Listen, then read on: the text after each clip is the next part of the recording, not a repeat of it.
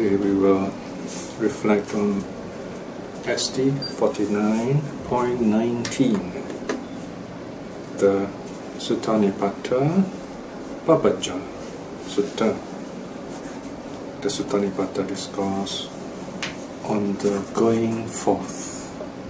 Papaja can also translate as renunciation, or join the order, joining the monastic order. This is from Suttanipata, that's SN 3.1, chapter 3, Mahavagga, the first sutta, 1. Now this sutta, Papaja Sutta, in short, comprises verses. They're all verses, SN 405 to 424. So here we have some very ancient poetry, narrative verses on the early life of the Buddha. In fact, these verses record the Buddha's renunciation and his visit to Rajagaha and the first meeting with the young Bimbisāra. He was probably not the king then yet, so you have this young prince Bimbisāra who plans to conquer his territory, and you have this young bodhisattva who's about 29. It is the Siddhartha who has just renounced the world, and they meet in Rajagaha, which is the capital of Magadha. So let's start with the verses on page 123, the Suttanipata discourse on the going forth. So it should be the going forth because it refers to a specific event of the Gautama Buddha. Now the opening is very famous. The Pali goes like this: Papajam kita yisami yatha papaji chakuna yatha vimang samano so papajam samaro chayi. I will sing praises of going forth, just as the one with vision went forth, just as he, carefully examining, delighted in going forth. So here, of course, we have to ask ourselves who's the narrator, and this narrator would be, of course, either Ananda in the first council, or the council elders, or the sutta reciters, if you like, the people who handed down these teachings to us. This is verse 405. The next verse, SN 406, is the narrator telling us an ancient teaching in early Buddhism, the nature of homely life. This house life is a crowd. What a dusty realm it is. Going forth is the open. Seeing this, he went forth. So here in 4 lines, the narrator summarizes the mind of the young Siddhartha when he decided to leave home to find the truth. It's difficult for him to discover this deep truth, the answer to all this suffering and problems he sees around himself, especially by way of the 3 Ds: decay, disease, death. So he finds himself really kind of very hampered and crowded in a mental sense, stifled, is unable to think, doesn't feel happy. And going forth is this open space. So in fact, in early Buddhism, we often see this theme between space, between crowd and space, if you like. Our minds is often crowded with all kinds of thoughts based on our senses. And when we meditate, we just clear our mind. So you have that space when you meditate. Of course, the ultimate space is nirvana itself, the unconditioned spaciousness, if you like. The next verse, 5 SN 4007, the narrator says, having gone forth, he refrained from bad deeds of the body, giving up bad conduct of speech, he purified his livelihood. So this is kind of talking about the Muni, the sage, who lives pure in body, speech and mind, pure in every respect, at peace with himself, in other words, not harming anyone, not harming himself, not harming the environment. Now, then comes the story of how this young Bodhisattva visits Rajagaha, the ancient name of which is Giribajja, kind of a Giribajja encircled by a mountain. So this is the ancient name of Rajagaha, or in Sanskrit it's Rajgir. The Buddha went to Rajgir. Okay. This is one of the rare moments when the Sutta Nipata refers to our Gautama as the Buddha. The Bali says, Agama Rajagaham Buddho. So he's not yet awakened, but here the term is used to describe him. So this kind of like reminding us he's going to be the Buddha. So here the Pali word is agama, he came. So of course, when we're translating this verse from the narrator's point of view, we say he went. But then here also we can imagine ourselves that we are in Rajagaha, then we imagine the Buddha coming to where we are. The Buddha went to Rajagaha, Giribajja of the Magadha people. He visited for alms, he who is blessed with the noble marks. So here a description of the Buddha is given. He has got these marks of the great man. This is a sign the future is kind of set for him. He's going to be Buddha. If not the Buddha, if he remains in the world, he'll be a great man too, he'll be a great king. Verse 409. Standing atop his palace, Bimbisāra saw him. Seeing him bearing the marks, he uttered his wish. So here we have a new kind of scenario. We have this meeting of two people. The king in his palace, high up on the rooftop of the palace, and this renunciant on the ground. So the moment the king sees this other prince, or other Bimbisāra also was a prince at that time, he sees someone like him on the road. He at once recognizes Siddhartha. So he sees him bearing all the marks. Here, in other words, he's able to recognize this person, the way he stands and walks, his kind of noble stature and so on. He's a special person. And then this king tells his people, SN 410, observe himself, he is truly handsome, great in frame, pure, accomplished in demeanor, looking merely a blouse length ahead. So we have three lines here where Bimbisāra sees him as a noble, someone of nobility. But the last line, the fourth line, looking merely a blouse length ahead, it kind of shows this Bodhisattva as a holy man, not looking around at the world, rather looking down, just where he is going. So you have a kind of a mixture between the profane, the world, and the sacred, the renunciation. 411.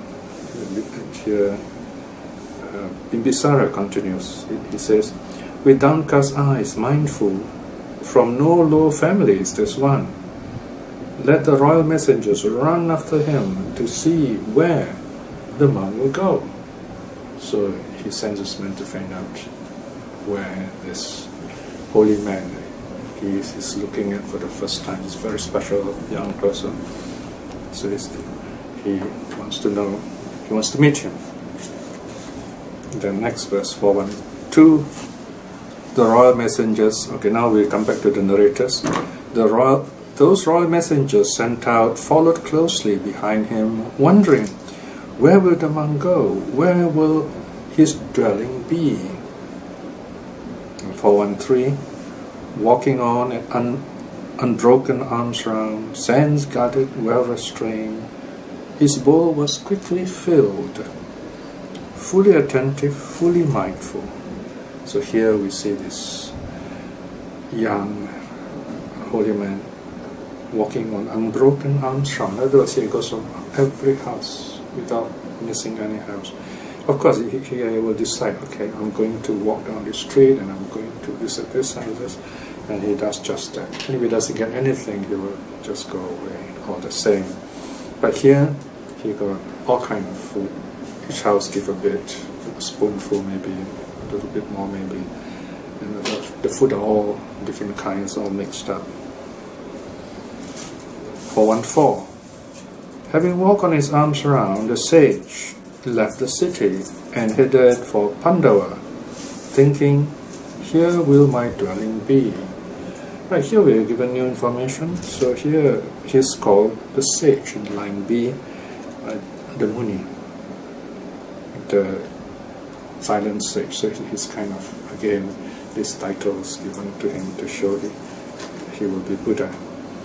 And the Pandava is the hill, one of the hills, I think it's to the south of the city, and he decides to make that hill his home, the foothill of that. 415. Seeing that he has reached his dwelling, the messenger then sat down. But one messenger returned and informed the king. So there were two of them. So one keep a lookout on the Bodhisattva, on Siddhartha, and the other messenger rushes back to the palace to tell Bimbisāra. And in the next verse, 416, we have the second messenger reporting to the king. He says, that man Maharaja is on the east of Pandava, sitting like a tiger, a lordly bull, like a lion in a mountain cave. Right? So he's impressed himself looking at the Siddhartha. He tells the king where the Bodhisattva is resting, having his meal.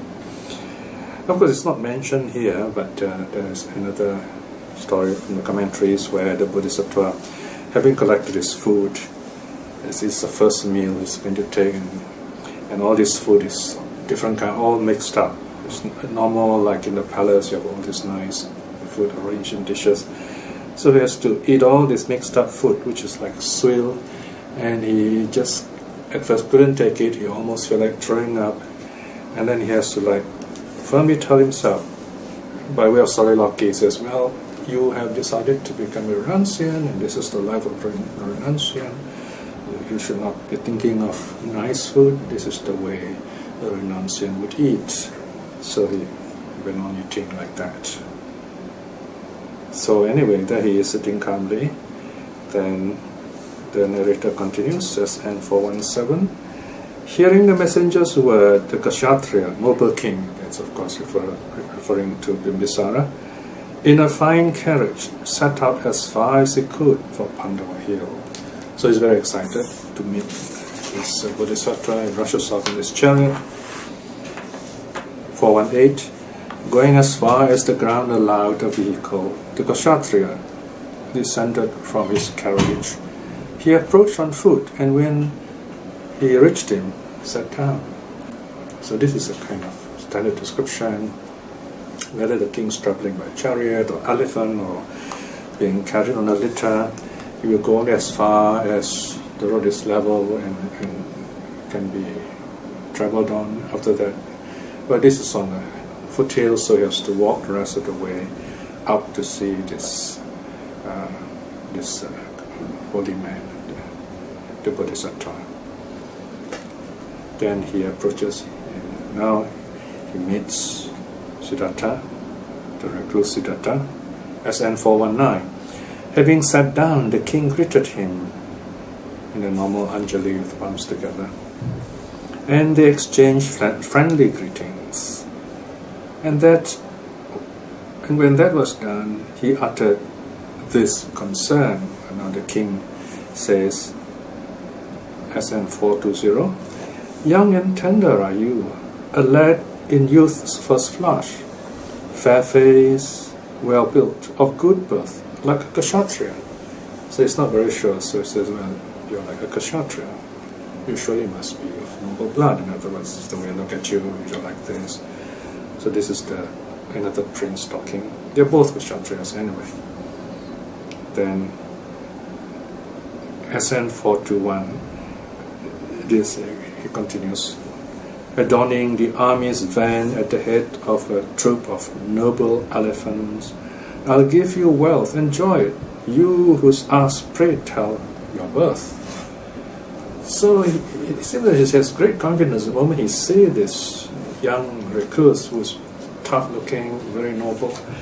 He feels that he has found his general, his commander-in-chief. So there are some stories which say that King Bimbisāra offered his kingdom. Actually, there has been no record of that.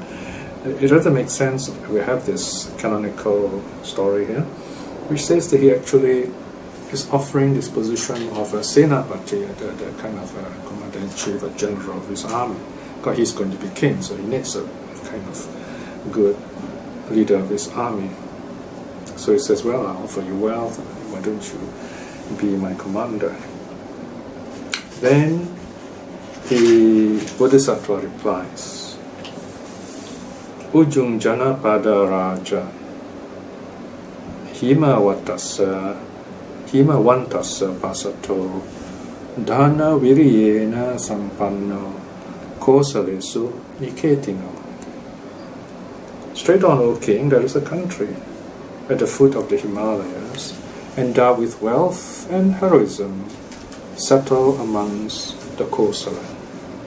So from these 4 lines we have an idea of the nature of the Sakyas at that time. So the Bodhisattva says, well, I'm from over there, kingdom in the Himalayas. He doesn't mention Sakya here. He says the Kosalas. So this is very interesting because at that time the King Pasenadi or the Kosalas, King Pasenadi's father perhaps, they kind of had some kind of hegemony. They were ruling, in a sense, the Sakyas. Then he tells more about himself. The Bodhisattva tells more about himself. SN 43. Aditya nama gotena Sakya nama jatiya Tamha kula papajitam hi raja Na kame abhi patayam. Called Aditya or Soda by clan or lineage, called Sakya by birth. From that family have I gone forth, not wishing for any sensual pleasures. So he tells himself, first of all, his ancient lineage.